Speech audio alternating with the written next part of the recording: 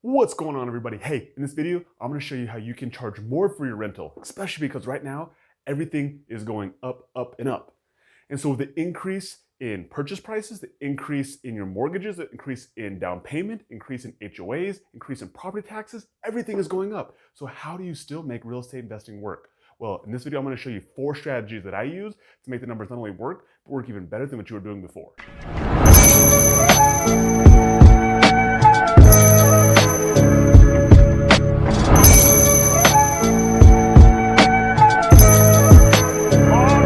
If you're new here, guys, my name is Logan Manzanares. I'm a real estate investor. I'm a husband and father, one of the most grateful people on this planet.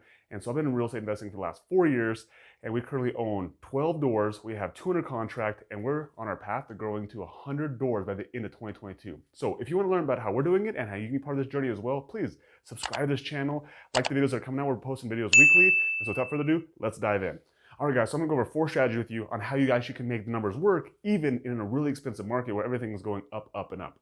So the very first strategy that we're gonna talk about today is actually adding an additional unit. So when you add an additional unit, you not only make the numbers work, but usually you make them work even better. And so an example of that, what we're doing right now is our last building we just bought, it came with 2 units.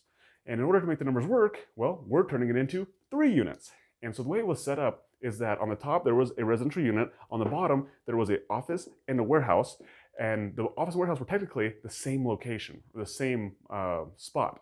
And so they only had one entrance into both of them. What we did is we were able to create a separate entrance. We were able to give each unit its own bathroom, its own shower. And now we're able to create additional unit out of this. And so we're able to split it and now make 2 units. And now the numbers actually make a lot of sense with that unit. And so that's one example that we did. We also added a unit to our home as well. On another investment property that we bought, we turned it from a 2 unit into a 3 unit. We found a separate entrance. We took away some of the square footage of the other house. We put a wall up, and we were able to turn 2 units into 3 units. And that's how we're able to make numbers work on what normally might be really expensive, or the numbers might not make sense with just 1 unit or 2 units, but it's literally by just adding an additional unit. And so the price of construction is far cheaper than going out and buying a whole nother property. And oftentimes you can get into it for usually probably a quarter of the cost, and you get a whole other unit. That's how you make your numbers actually work and make your money go a lot further. And so I highly recommend doing this is find a property that is either like a single family turned into a duplex, or it's a duplex turned into a triplex, or it's a triplex turned into a fourplex, or there's just some opportunity that you see that you can add an additional unit in it, and so you can create another stream of income. And that's how you're able to make your numbers work, where maybe that your mortgage on that property was going to be $1,500, and the most you could command is $1,200. You're like, well, I don't want to be negative $300, but what if you could create an additional unit that created an additional $1,000? Now you have $1,200 plus $1,000, now you have $2,200, and now you're creating a net of $700. Now you can make this investment property work all day long. So that's my favorite strategy. Is number 1 is create additional units. All right, the second thing you can do to command the highest amount of rent possible and to make the numbers work is actually to test the market. So a lot of times what you can do is you can just charge more. Most landlords that I know just severely undercharge. And it's funny because most of them actually know that they undercharge, but they still do it anyway. And so here's a great way how you can actually, what I call, test the market and see what you can get from a top dollar standpoint from your rental. And so what you do, this is one of my favorite strategies, is take your listing. So let's say that you're going to actually purchase this house and you actually don't even know exactly what you get it for rent. And so what I like to do is I take the listing off Craigslist or off Zillow, wherever it may be. I take those pictures, I list it like I already own the property on Craigslist, and I list it for what I think the top dollar of that property is going to be. And so I'll put it on there like I already own it, and I'll put it out there to Craigslist, and I'll see the feedback and the response I get from it.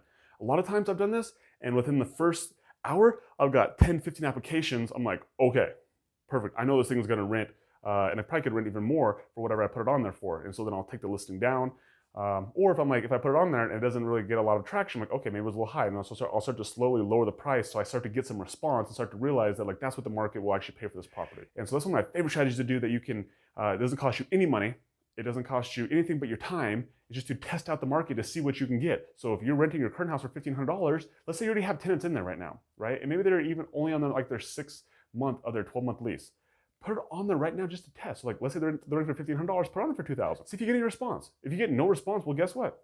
It's probably too high. Put it on there for $1,800. Maybe all of a sudden then you start to blow up. You get all these responses, and all these people are coming in, and like, hey, your house, they're raising their hands saying, I want your house for $1,800. You're like, you have a $300 a month gap that you can raise your rent to. And so in your next lease, you can either raise your rent to $300 on the people you have there, or if they don't want to pay it, you can simply put someone else in there. And so that's one of my favorite strategies on how to increase your rent or command a higher price is literally just charge more, just ask for more. One of my favorite sayings from one of my favorite pieces of advice from my friend Josh Jones, he says, just ask, right? Just ask and you shall receive. And so just ask for more rent and see if you receive it or not. And that's one of my favorite strategies. Number two, just ask for more. Test it by putting it on Craigslist, see if it'll actually work. Do it when you're in a position where you don't necessarily have to rent it out or where you already have tenants in there. And you know what, it becomes a lot easier because it's a lot more fun. So guys, if you like what you're hearing right now, please like this video and subscribe to the channel. I'm pumping out videos every single week. We're talking about how to get creative with real estate investing, and I'm actually dropping a course. I'm dropping a creative real estate investing course. I'm gonna charge almost $1,000 for it, $997 to be exact. But if you wanna opt in right now, you can get it absolutely free and be part of my private creative real estate investing community for free as well. So hey, drop that link. It's gonna be inside the description. Get that course while it's still free. Go do it now. Go do it now and like and subscribe. All right guys, let's like with the third strategy on how you command a higher rent or get more out of your rental. And that's simply to allow pets. So did you guys know that pets are not a protected class? Which means that just because you have a pet, I can actually say no to you if you have a pet, right? And so, but a lot of people, they love their pets and they're willing to pay a premium price for that. And so I highly recommend that if you want to get the most out of your rental, you should allow pets. And make sure that your rental, number one, is set up for pets. So most of our rentals do allow pets, but we have one rental that doesn't. That's because the place is like brand spanking new, it's got really white carpets, and it's just not set up for pets. I mean, there's no yard or anything like that. And so it's not set up to be a pet-friendly place. So that one we don't allow pets, but all the rest of them, we do because we know we can command a higher price for those. And so when you're doing that, number one, understand that like the place, you should set your place up for it to allow pets, which means that you should have as minimal carpet as you possibly can. And if you can get a backyard, that's a plus. And the cool thing you can do is you also can require a pet deposit. So you can have an extra pet deposit that basically ensures that the person who you rent to actually have a little bit of skin in the game, that if their pet does ruin the floors or does ruin something in the house, you have an extra deposit that goes towards fixing that. You can also charge an extra monthly pet fee. And so this can be somewhere from $25, $50, all the way up to $100, even more a month, just by having a pet in there. And so again, like this is where you actually can maximize your rent by allowing pets. And that's what we found in our property is that when we allow pets, people are willing to pay a couple extra $100 every single month on top of what they're normally going to pay just to have their pets. And that's how important pets are to most people. So again, my third strategy for increasing your rents and getting the most out of your property, allow pets. All right, guys, and the fourth strategy we're talking about today is short-term rentals. Short-term rentals are one of the greatest ways to increase the amount of rent or the amount of money your property can make, and one of my favorite strategies. So we use a combination of Airbnb, VRBO, Booking.com, and we also use a really cool tool I've never talked about before on here. That's called Beyond Pricing. And so I'll explain what Beyond Pricing is here in a second, but the cool part about Airbnb, VRBO, and Booking.com, they're all absolutely free to you as a host. So for hosts, you don't pay anything. The only thing you actually pay to them is when a guest actually books, then a percentage of the revenue that the guest books, it goes to them. So you actually never even see it. So all that you see when you get a payout from Booking or Airbnb or VRBO is you just see what, like after they've taken all their money, you just get your payout. And so it's almost like it never even happened. And you can make a lot more money. Like in our short-term rentals, we at least make double what we would get for a normal rent. And sometimes we make up to 3 times of what we would make in a normal rent situation. So it's one of the best strategies for maximizing your rental. Now, there's obviously a couple other cons that come with it. So most towns, most cities, they have rules for short-term rentals. And so you must know what your city's rules are. They're all different. They're all very, very vast. Some people are more friendly, some people are not.